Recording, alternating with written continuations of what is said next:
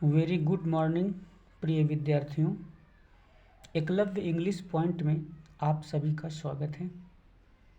आज हम लोग इंटरमीडिएट कक्षा 12 के अंतर्गत पोइट्री सेक्शन का अध्ययन करेंगे, जिनमें आज हम पहला चैप्टर लेके चलेंगे। तो प्रिय विद्यार्थियों, पढ़ाने से पहले मैं आपको बताना चाहूँगा कि जो पोइट्री होती है वो हमारी भावात्मक होती है, अर्थात कम शब्दों में बहुत ज़्यादा और सारगार्भित अर्थ इसका निकलता है। तो हम लोग आइए पहले इसका अध्ययन करते हैं। तो पहला चैप्टर है माई मदर एट 66। तो इसकी जो लेखिका हैं वो कमला दास हैं। तो पाठ का नाम जैसा लिखा है कि माई मदर एट 66, 66 वर्ष की मेरी माँ। तो बेटे हम लोग ऐसा करते हैं, पहले हम पूरे चैप्टर की मीनिंग लिखा देते हैं और इसके बाद हम इसका हिंदी एक्सप्लेनेशन करेंगे। ठीक है बेटे?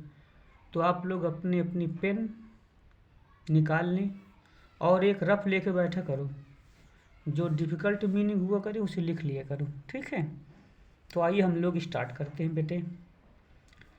Driving from my parents home to Cochin last Friday morning, I saw my mother beside me, does open mouthed her face ashen like that a corpse and realised with pain. Driving मतलब होता है चलाते हुए। देखो मीनिंग हम आपको verb की first form में बताएंगे। ठीक है?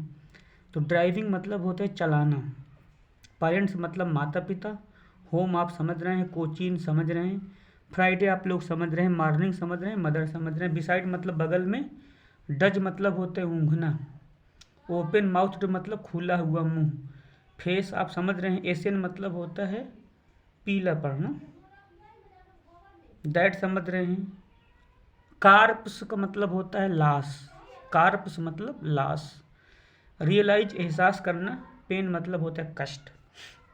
आइए देख लेते हैं अर्थ। बेटे अर्थ निकाला करो आप लोग शुरू अंत पीछे की ओर। ठीक है? तो बहुत अच्छा अर्थ निकलता है। देखिए, driving from my parents home to Cochin last Friday morning, पिछले शुक्रवार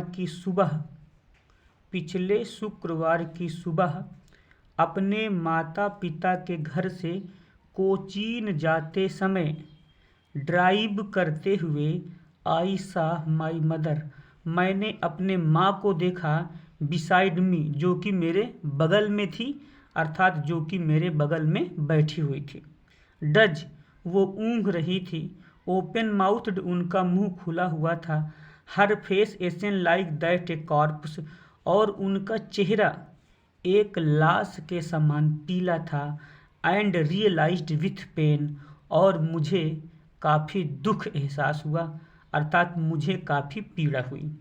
एक बार फिर देख लें बेटे।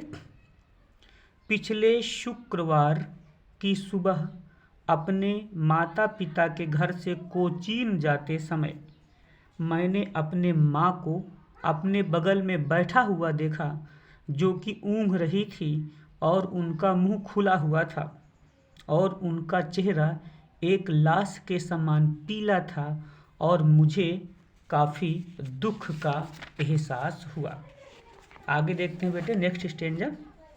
That she was as old as she looked but soon put that thought away and looked out at young trees sprinting the merry children spilling out of their homes, but after the airport security check standing a few yards away, I looked again at her, wan pale as a late winter's moon, and felt that old familiar ache, my childhood's fear, but all I said was see you soon, amma.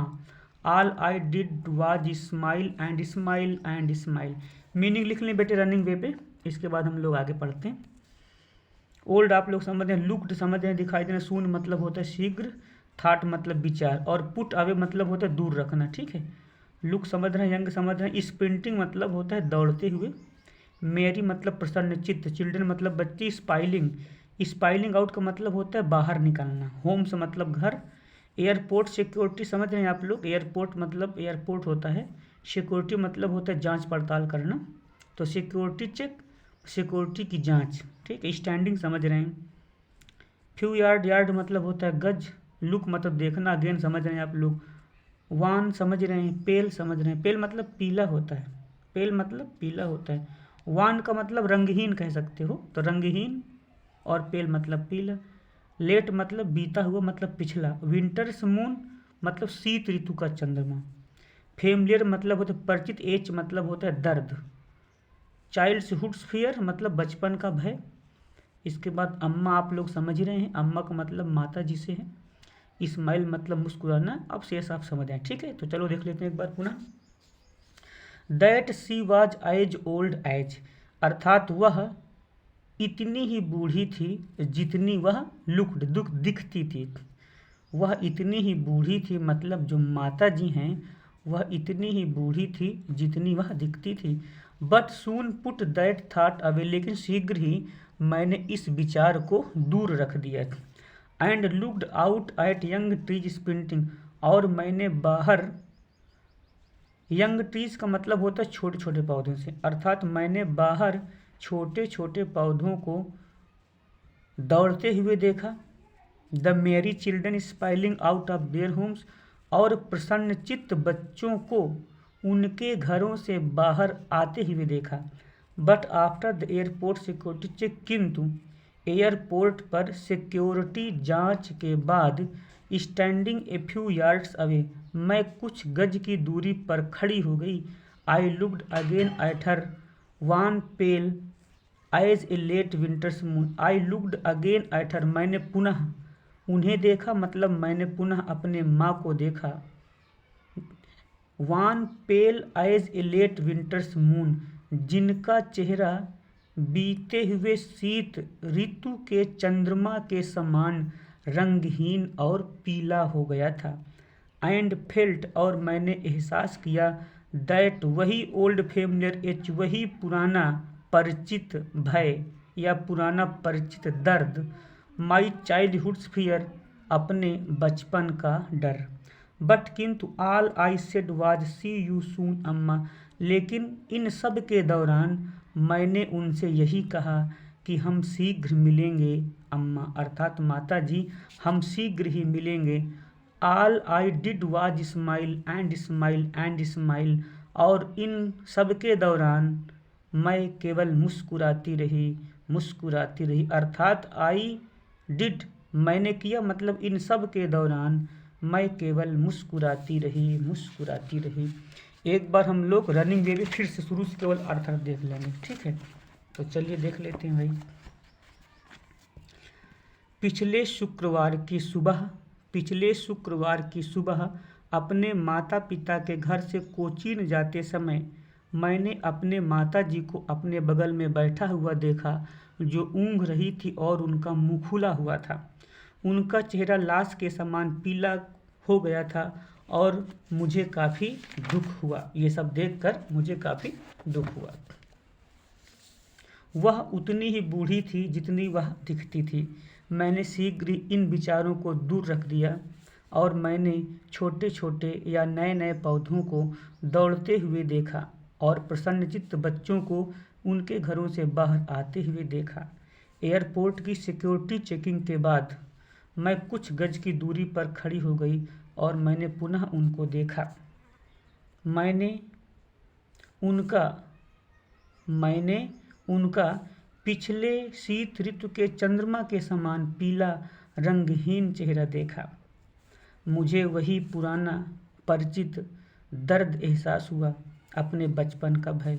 किंतु इन सब के दौरान मैंने यही कहा कि माता जी, हम शीघ्र ही आपसे मिलेंगे, और मैंने कुछ भी नहीं किया सिवाय मुस्कुराने के, अर्थात मैं इन सब के दौरान मुस्कुराती रही, मुस्कुराती रही, मुस्कुराती रही। तो प्रिय बच्चों, ये चैप्टर अगर आपको अच्छा लगा हो तो हमारा चैनल आप सभी लोग सब्सक्राइब करें और अपने मित्रों को ज़रूर से ज़रूर शेयर करें। Thank you, best of luck.